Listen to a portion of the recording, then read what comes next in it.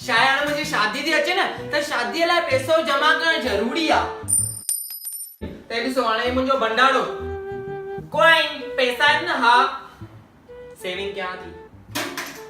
अल्लाह मन सुबुह ई त रुपयो विधो अञा। अलिया काॾे रे अलिया कम ऑन यस। अल्लाह रुपयो खपे पेप्सी पीअणी आ। नथो अचे ठीक आ। हाणे लाटूणे खे फोन थी कयांसि ॾिसांसि घणा पैसा जमा कई। Yeah 1200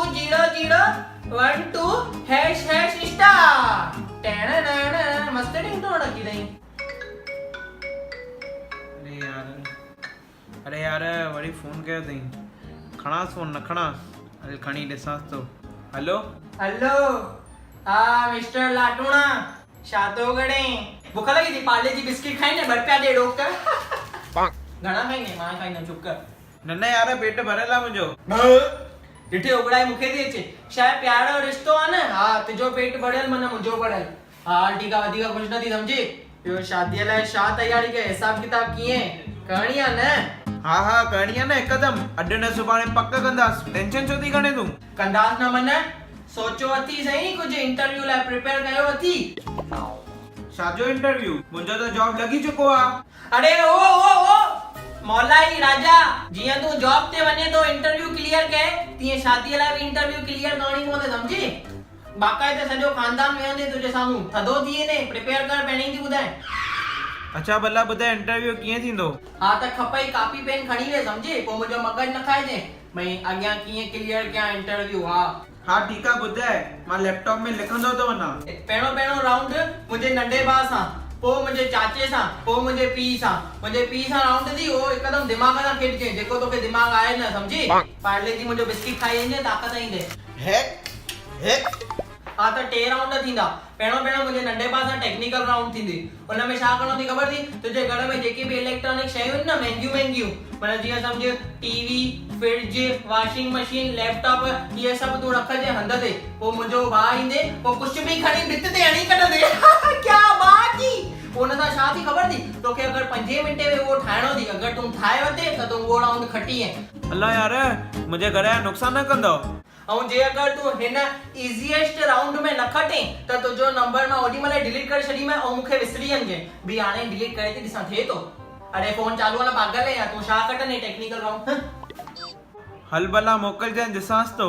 दरवाजो ई न खोलींदो मां। अल्लाह चोड़ मुंहिंजा बिस्किट। हा हेॾे पिया आहिनि सॉरी। हा लिखो तूं टाइम पास न कर सम्झी। हा त ॿुध बाहुबली ॿियो राउंड अथई मुंहिंजे चाचे सां स्मार्टनेस राउंड। त उनमें तोखे हिकदमि मगज सां खेॾणो थी। मां तोखे एग्जांपल ॾियां थी कीअं क्वेश्चन ईंदे। उनमें सम्झ ईअं सम्झ भई 2 ॼणा रस्ते ते हलनि था। हिकु ॼणो अॻियां थो हले हिकु ॼणो पोयां थो हले। पोयां तूं ई हलंदो आहे त तूं स्लो वारो माण्हू आहे ऐं अॻियां सम्झ तुंहिंजो दोस्त थो हले त तोखे हुनखे पोयां करणो आहे। तूं छा कंदे? हा त हलंदो हूंदो मां डुकी करे हुन खां पहिरियों अची वेंदुमि। कीअं मां खटी वेंदुमि। आया न मां स्मार्ट। ठक लानत हुजे गुडी मर इहो हार्ड वर्क आहे। तोखे स्मार्ट वर्क करणो आहे माना तोखे छा करणो ख़बर थी? 10 नोट हेठि ज़मीन ते रखणो आहे पोइ ईअं रड़ करणी आहे। अरे ओ पागल लड़के 10 का नोट गिरा दिया पीछे अपमान करता है पैसे का। पोइ जीअं पोयां ईंदो तूं अॻियां थी वेंदे न। इहो थींदो आहे स्मार्ट वर्क सम्झी। आई हे त समा लो कम आहे।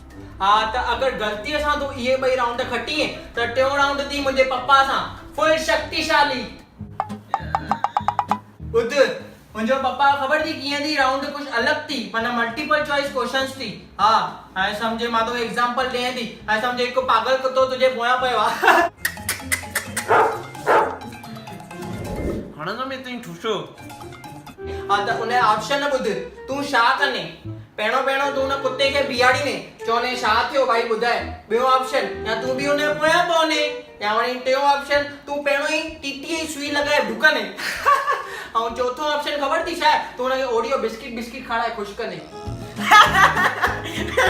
एॾो सवलो क्वेश्चन थी पुछे। हिनजो जवाब त मां हाणे ई थो ॾेई छॾियां तोखे। कीअं मां टीटी जी सुई लॻाए वठंदुमि।